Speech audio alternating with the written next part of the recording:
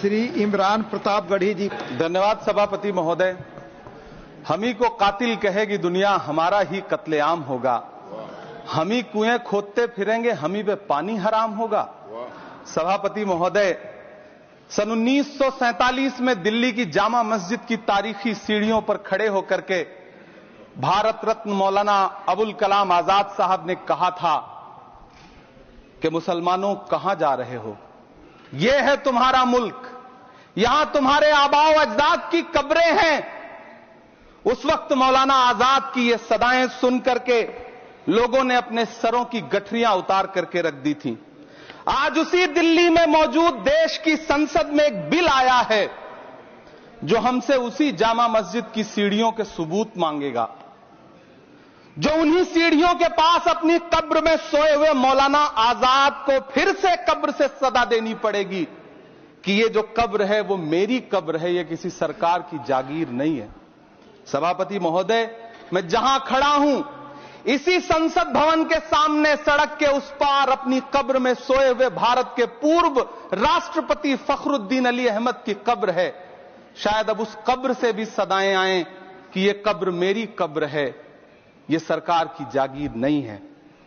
सभापति महोदय, मैं वक्फ कानूनों में किए जा रहे संविधान विरोधी बदलावों के खिलाफ बोलने के लिए खड़ा हुआ हूं। संविधान का आर्टिकल 14 हो, 29 हो, 30 हो, चीख चीख कर कहता है कि देश में सब बराबर के हकदार हैं। आर्टिकल 26 कहता है कि सबको अपने अपने मजहबी कामों के लिए मंदिर, मस्जिद, गिरजाघर, गुरुद्वारों का निर्माण करने का हक है और उसका रखरखाव का भी हक है।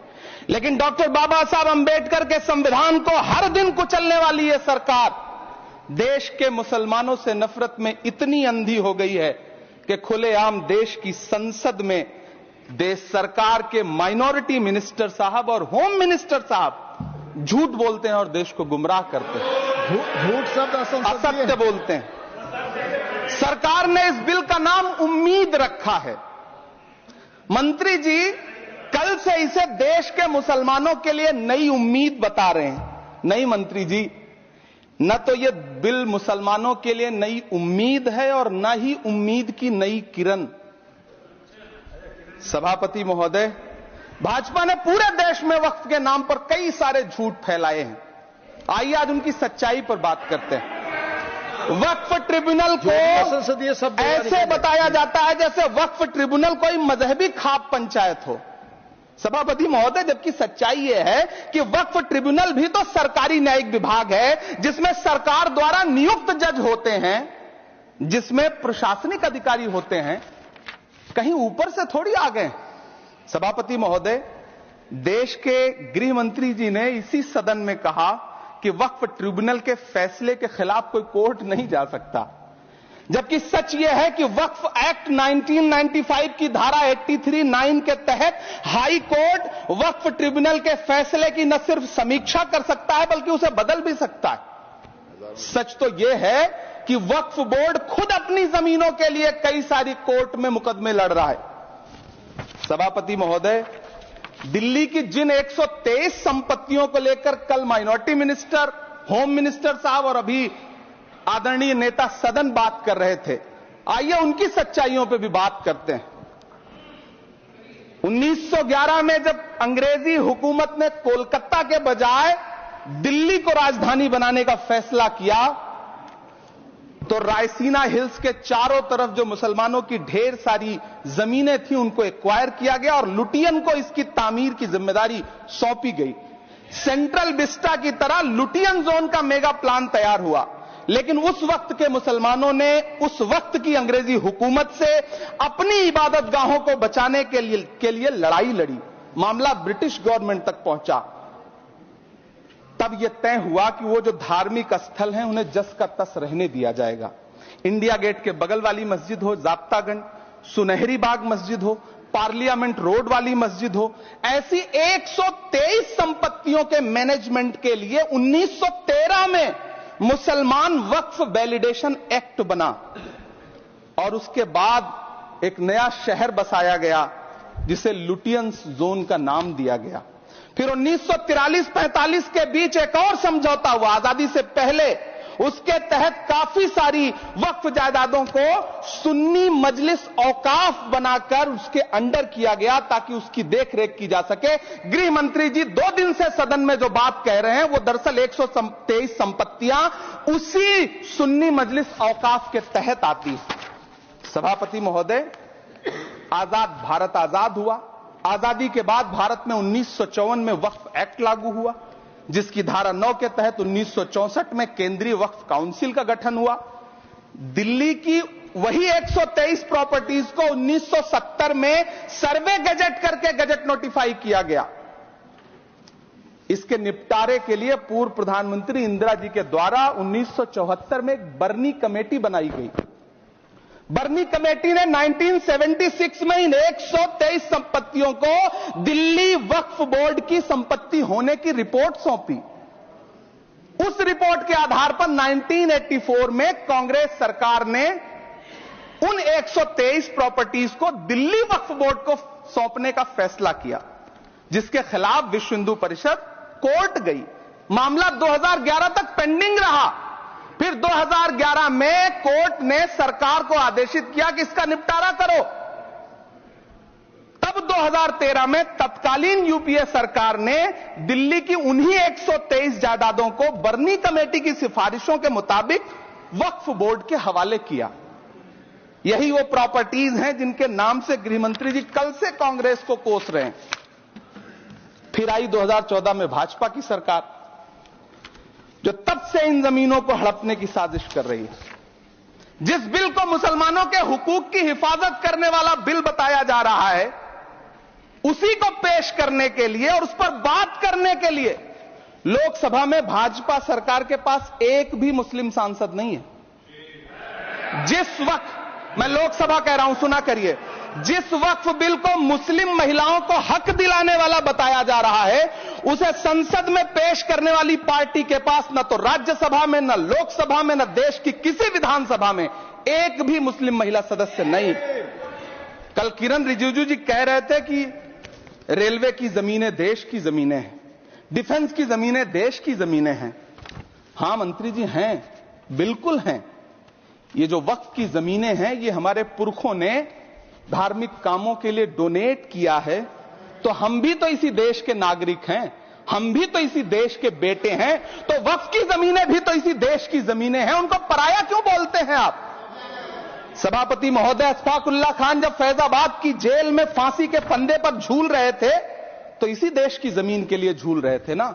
सभापति महोदय, अंडमान की जेल में काला पानी की सजा काटकर अपनी जान देने वाले मौलाना फजले हक खैराबादी हो या शेर खान अफरीदी हो, वो भी तो इसी जमीन के लिए अपनी जान दे रहे थे ना।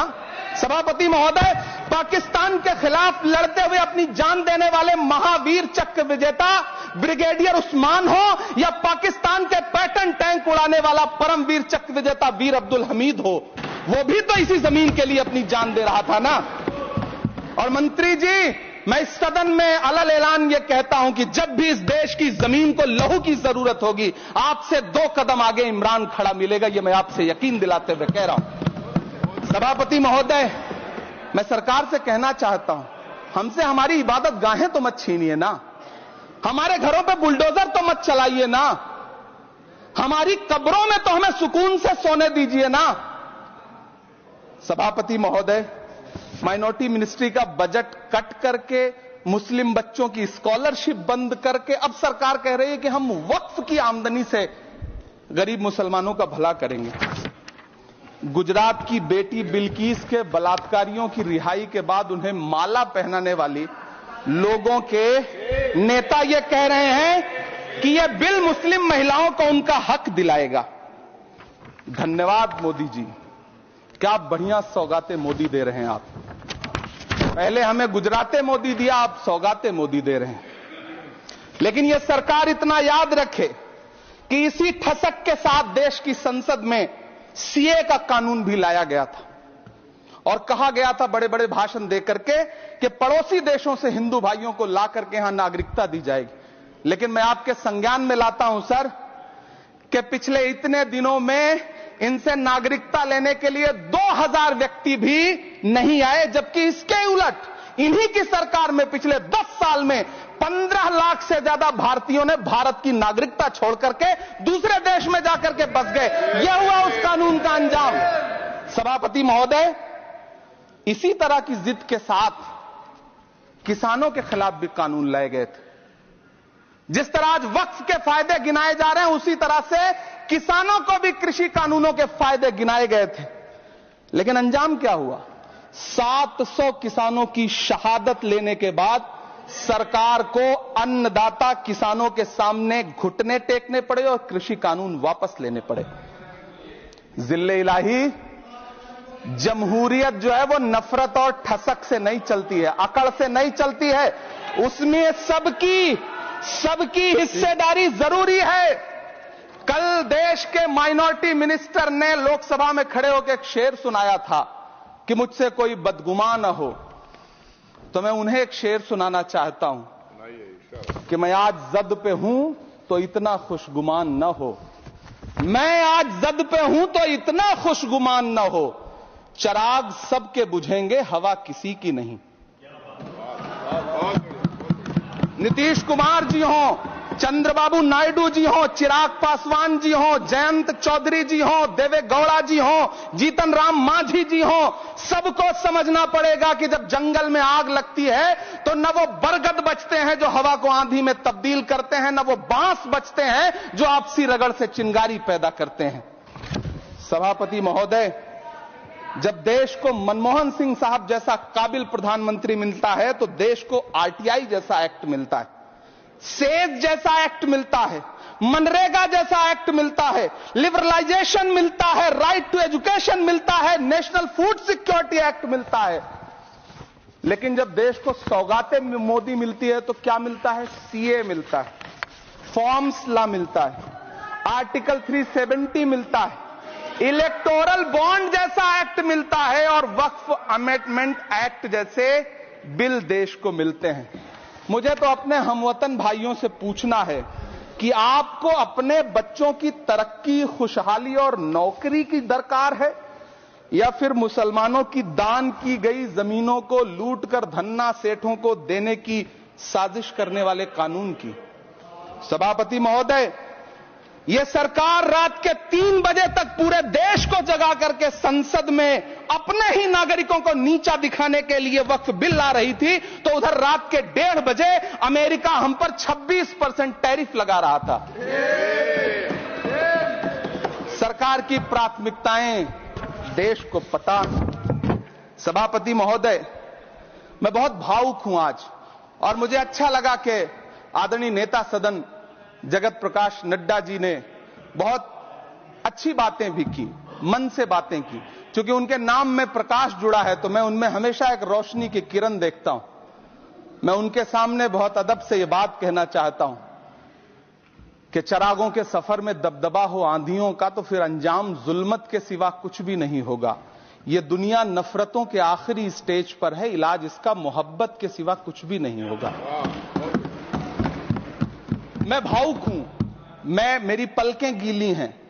अगर देश की एक बहुत बड़ी आबादी को लगता है कि आप उसका भला करने के लिए नहीं बल्कि उनकी इबादतगाहों, उनकी कब्रिस्तानों, उनकी खानकाहों को बर्बाद करने का बिल ला रहे हैं, तो फिर आप अगर समझाने में नाकामयाब रहे हैं तो यह आपकी नाकामयाबी है। पहले समझाइए, उसके बाद कोई बिल लेकर के आइए, तब शायद हम आपका इतनी पुरजोर तरीके से विरोध ना करें। लेकिन सभापति महोदय, मैं अंत में सिर्फ इतना कहना चाहता हूं कि इस बिल में जो भी पॉइंट्स दिए गए हैं, बॉम्सी पोर्टल देख लीजिए, सरकार का झूठ आपको पकड़ में आ जाएगा। हम डरे नहीं हैं, हम सिर्फ सरकार से अपील कर रहे हैं कि हमें अपना समझिए।